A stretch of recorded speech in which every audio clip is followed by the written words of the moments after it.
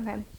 My name is Lexi Johnson, and I'm interviewing Herbert Bornhoft at his home in Waldenburg, Arkansas. It is January 17th, 2008. Do you remember about any officers that you can remember during the service? Well, I remember the first officer I ever met was there here at Walnut Ridge, and whenever they had the speakers, they had the speakers all over the country, all over the place up there, and you could hear it click on. Whenever it clicked on, you had better be inside of a building, or you should stand there saluting the flag. And so this one, I thought, well, he'll never notice me. He was the little old second lieutenant coming my way, and I was going the other way, and I didn't salute him. And he called me everything but a white man. He really chewed me out. And I thought, boy, I'll tell you one thing, he ain't got too much to brag about, because he's just a second lieutenant.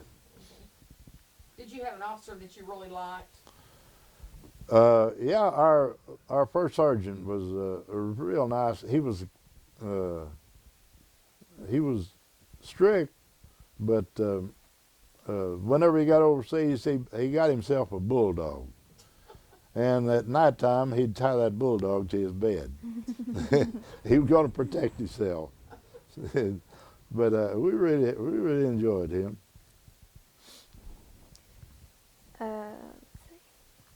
After you returned from the service, do you remember what you did? Just Well, every day. I got out, and well, the harvest was already over. And so I told Dad, I said, Dad, I think I want a farm. And so we got Art wanted a farm. Wilbur did. Wilbur tried it one year, and he backed out. He said he didn't want no more of it. He wanted a store. So Dad didn't have the money to build a store. So Ed Priestley out here, he had the money. So Dad went and talked to Ed. He said, Ed, would you loan me the money to build Wilbur a store? And he said, sure. And he said, how much you need? I think about $25,000, something like that. He went back to the house and picked him out $25,000 in cash. Wow. He said, I want it back the same way that you're getting it, so I don't have to turn it in to Uncle Sam. So he did. And Dad paid it back in about a year or so. And so Wilbur taken off to grocery store business. And so Art wanted to farm, and I wanted to farm, and I knew that he didn't have enough land for all three of us to make a living. So I told Dad, I said, I'd like to buy some land somewhere. And he said, well, Roman wants to sell this place here. That was my cousin, Roman Bornhoft. And so Dad said, I'll see what he wants for it. Well, he said he wanted $60 an acre.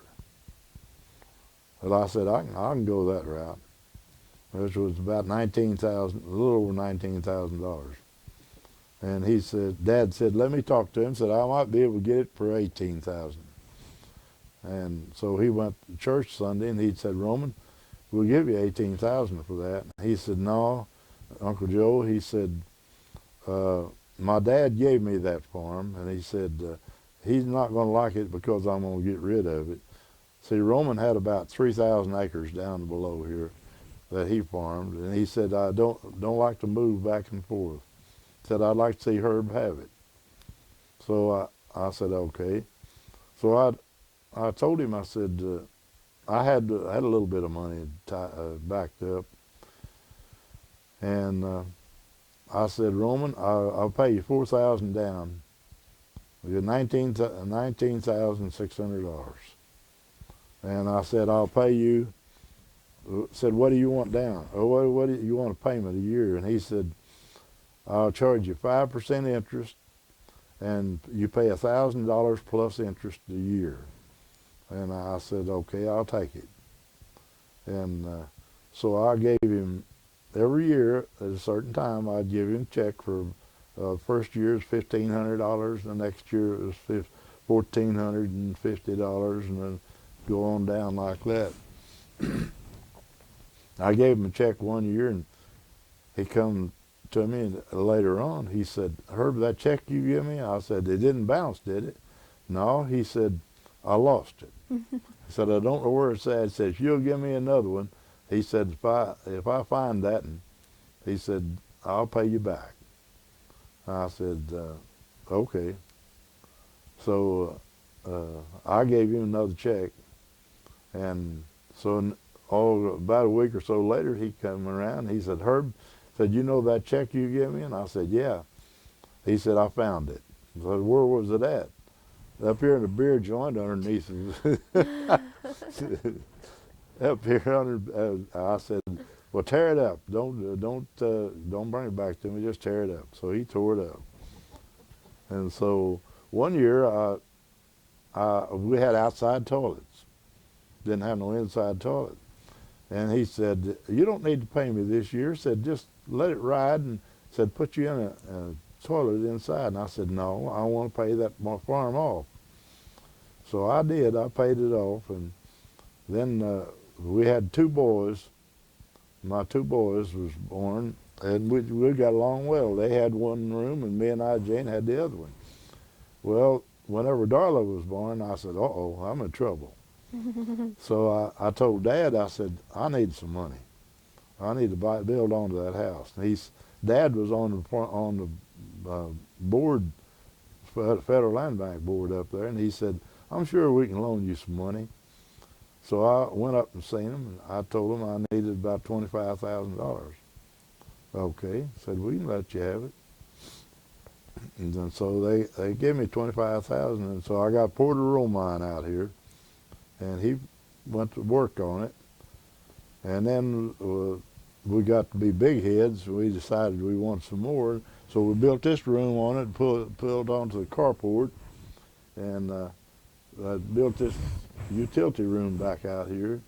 We got that built. And had to borrow some more money then. We got it all fixed up, and so we finally got to going pretty good. What do you think the greatest change was in planting crops? What? What do you think the greatest change was in planting crops? So I'm going to talk to you about farming now. Yeah. What Yeah. was the greatest change in planting? Machinery nowadays was so much larger than I remember Dad bought a disc from Malcolm Hogue, and it was 8 or 10 feet wide. That's as wide as it was, and but it had rubber tires where you could lift it up. Dad had. We'd come down this road ditch up here. We had it watered out where you couldn't hardly get in and out. But whenever you got that, well, we could pull it behind the truck and come on out here with it. And all the you could just work 40 acres, then you'd lose all the moisture out of the ground. By the time you got through, it'd be too dry to plant. And one time we had, well, that was before we raised soybeans. It was dry that spring, and we'd work at nighttime, work all night long, and then plant it the next morning. Mm-hmm. It wouldn't be very much moisture left, but we done that several years out here. And today, what do they do when they plant? What? So how is it today planting? What's different about today now when they plant? Well, they got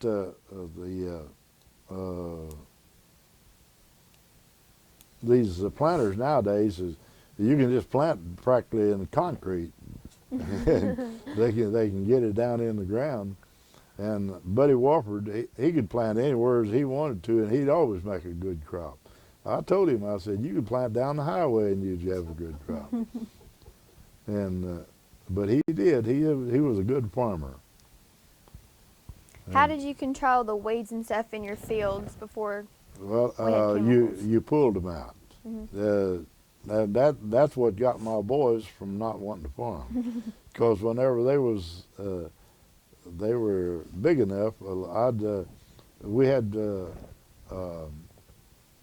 these bugs that would work on the soybeans.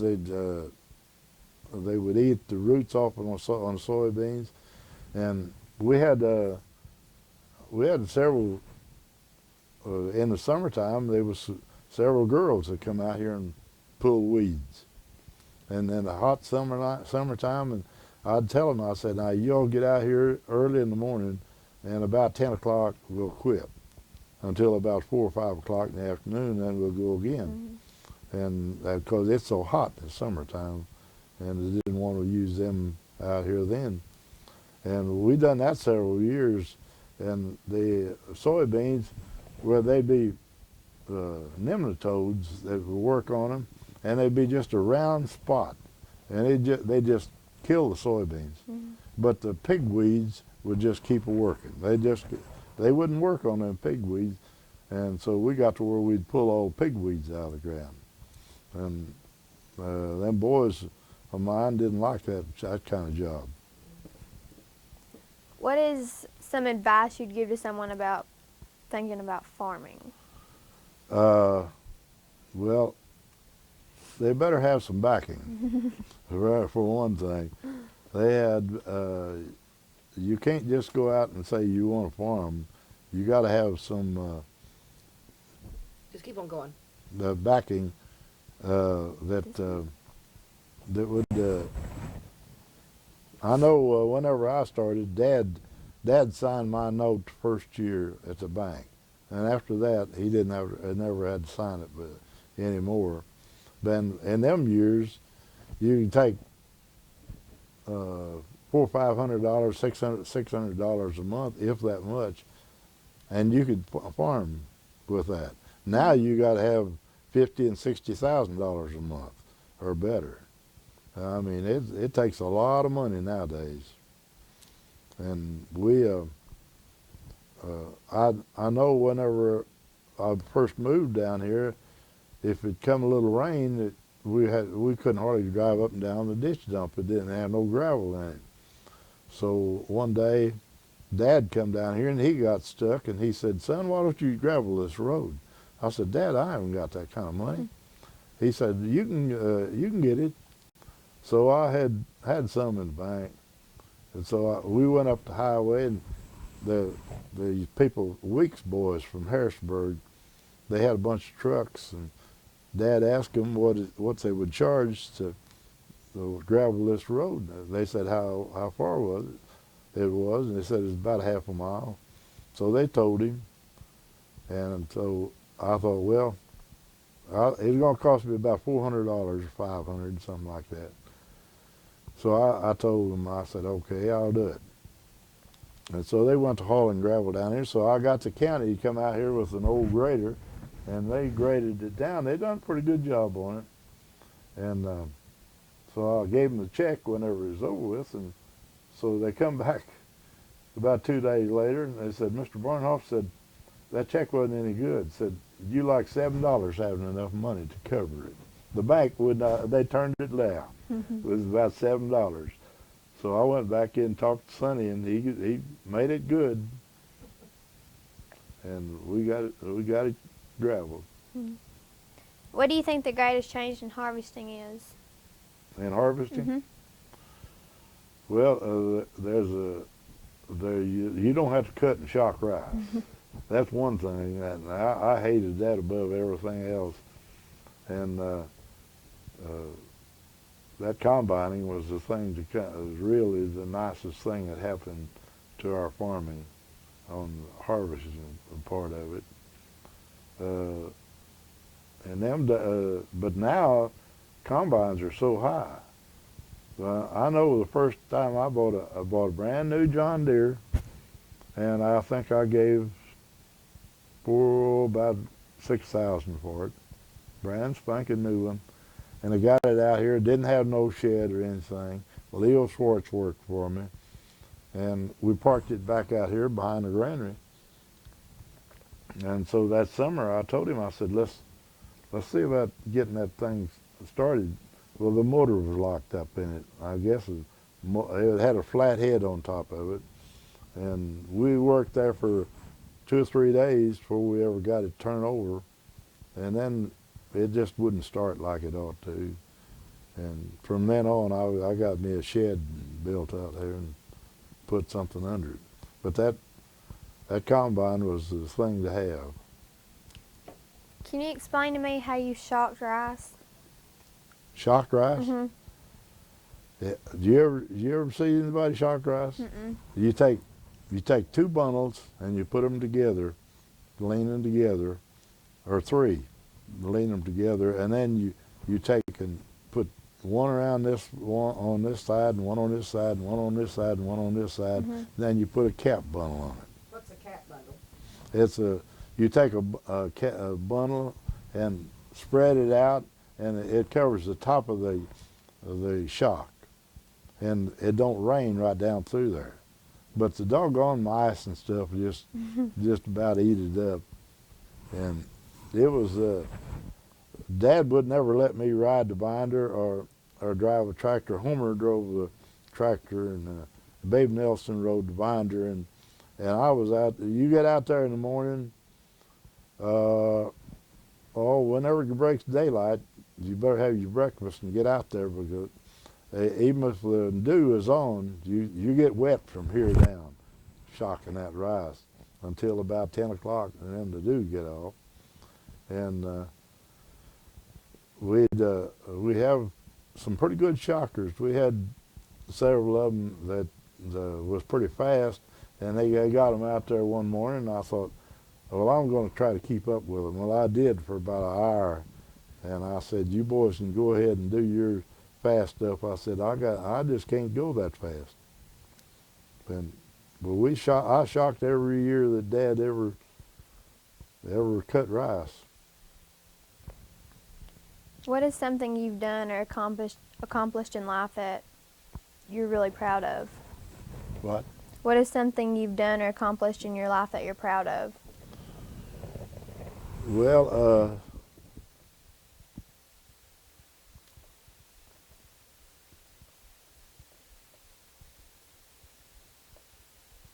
I enjoyed, and I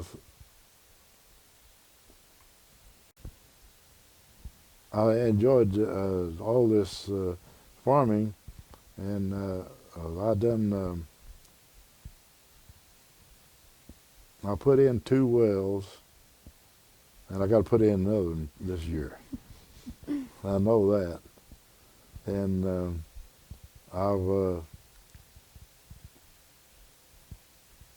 I'm glad that I don't have to shovel like we did in the older days. We used to have to, if you're going to had a bean field and it come rain, Dad thought you had to have a shovel and cut little levees. Now you just go out across the field and with a tractor and 2 blades, and you can just ditch that field in no time at all. But otherwise, I liked farming. What is the biggest life lesson you've gotten?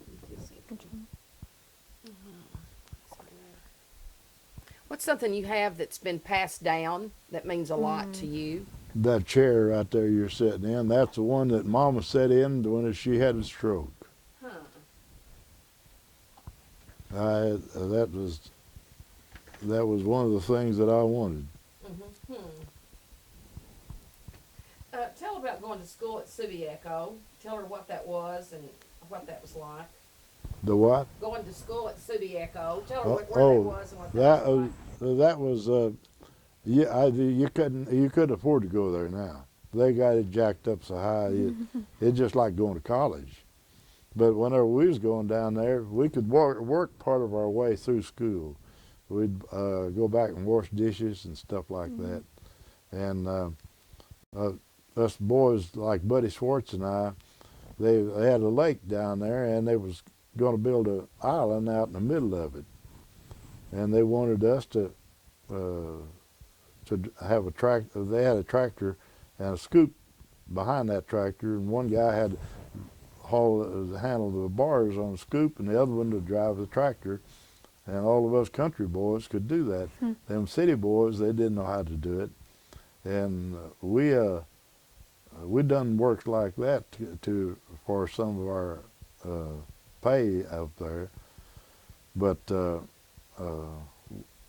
and I had never seen a football game before I went down there. So the first year, the coach down there, his name was Mouse, M-A-U-S, and he's a real nice guy. And he coached football, basketball, baseball, all three of them. And he also taught class. He taught business arithmetic, and I liked him. He was a nice guy, and him and I was good friends. And he would go hunting, and if he had some quail or rabbits, well, he'd come in study hall, and he'd get me out of study hall to clean his rabbits and his squirrels for him. We had study hall every afternoon from through 3 to about quarter after 3:30 to a quarter after 5. That was study hall, and then after supper, you had about an hour, and then you go back to study hall again, about 7 o'clock to about 8:30, and then you go to bed. Where is Subiaco at? And tell her what it's for. What it is. She probably doesn't know. It's you know where Paris, Arkansas is at? Huh? Mhm. That's about 5 miles this side of Paris. It's up on top of a hill, and it was. It was a Catholic boys' school, wasn't it? That's right. It's an all boys school, and there was about 250 boys up there, and they were from all over the country. There was one boy from Brazil up there. Whenever I was there, his name was. He was a big, tall, skinny guy, and but you couldn't tell what these boys were going to do to pull tricks on you. One time they had down by the highway. They had a building built up, and it was an old hearse they used for funerals, and this was parked in there. And every what was it? Halloween. That was it. Halloween. There'd be some of the boys push that thing up the hill, push the priest cars out of the garage, and push that thing in there. And so this the year, this one boy from Denver was his name, Denver Boat, and he went to Fort Smith to get him some clothes, and we knew he was there, going to get off the bus at a certain time. So the moon was shining, and so we was gonna push this thing out and push it up the hill. Well, this big old boy from Brazil, big tall boy, we had him to come down there and had a sheet, and we wrapped him up with a sheet and had him lay down in that thing. And so we pushed it back out to the road, and old Denver come up there and put your stuff here on this hearse and help us push this thing up the hill. Well, started pushing it up the hill, and that guy turned over inside, and as the last we saw of Denver, up the hill he went. It's a wonder he didn't have a heart attack, because it was pretty good ways up that hill. But just stuff like that. How often would y'all come home? Well, Christmas and well, there was 1 or 2 days there, two times that you could get to come home. But one time, the first year I was up there, or second year I think, Subiaco was playing west of this Catholic school over at Memphis. And so me and this little Indian boy, he's from Oklahoma, him and I were good friends, and I said, let's hitchhike to Memphis and go see the ball game. Let's go by and see Dad, and he'll take us over to Memphis on Sunday, playing it on Sunday afternoon. And then we'll have to hitchhike back that night. Well, we didn't, we got to, let's see, somewhere down the road there in BB, we was going to BB, Conway. We got to Conway, and we stayed in the lumber car yard all night. Tried to. They got us out of the lumber yard, taking us down to the depot, and we slept in there on a bench. And we got out the next morning and started walking, and here come a guy by, and he picked us up. He's taking us to the halfway between Conway and BB, and that's where he was going. Well, we got out, and we could not find anybody to pick us up the next morning. We had to walk all the way to Conway, which was about 15 miles. And we got there, well, we got some rides on to Newport, and from there we found somebody in Newport that lived in Wiener, and they brought us to Wiener. But we started back. We got out of Memphis, and they taken us to somewhere down the highway, and it left us out all night. And the next day, Monday, there was some kind of a salesman come by, and he was going to Little Rock. Well, he let us ride to Little Rock, and it taken us all day the next day to get to Subiaco. Then we went in, and they wanted to know where we was at. But we told them what we had done. So they let it go at that. But we do silly things like that. And whenever we first got down there, first year, the freshmen had to do everything that the seniors told them to do. Especially on Saturday afternoon, you had to shine their shoes and all this stuff to go to church Sunday morning. And Buddy and I, we found out that there's a creek down there, and there's a big black walnut tree under it, big black nut tree under it, walnut tree. And we go down there on Saturday afternoon, and we stay away all Saturday afternoon, eating black walnuts, and we wouldn't have to wash shoes. Did you get homesick that first year? Yes, I did. I sure did. But after that, well, everything was just fine. And so then, one year that I'd taken. The third year I was there, second year I got a little bit of football in me. Well, the third year I was playing center on a football team. But I was a second string center. I never was a first string. And so the football players was all, they were all sitting around in a circle, and they'd have a rock out there in the middle. And no, the first time, I was back there washing dishes, and this guy was smoking a cob pipe.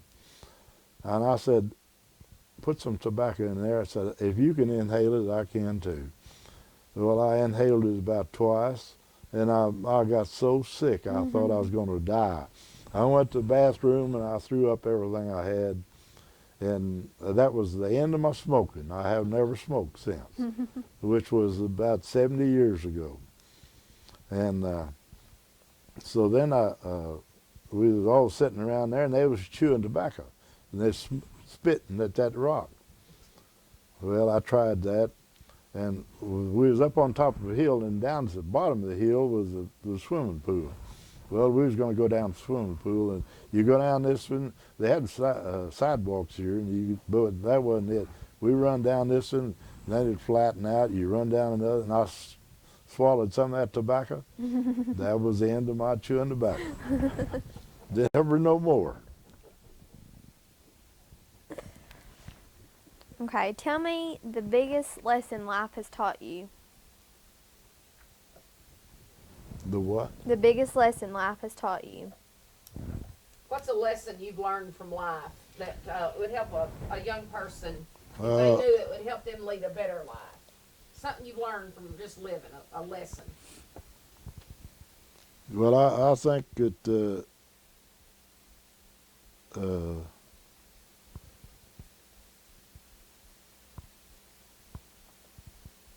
I believe that religion has a lot to do with living a life.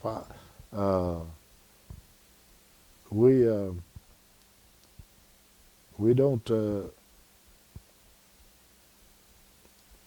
we try not to miss church anytime we have to go, and uh, if they leave these doggone cigarettes and dope alone, that's one thing that has got everything messed up. And drinking, and I just don't do it. I just don't do it. Well, I want to thank you for taking time out and allowing me to come and interview you. Well, I really are you appreciate through it. with it?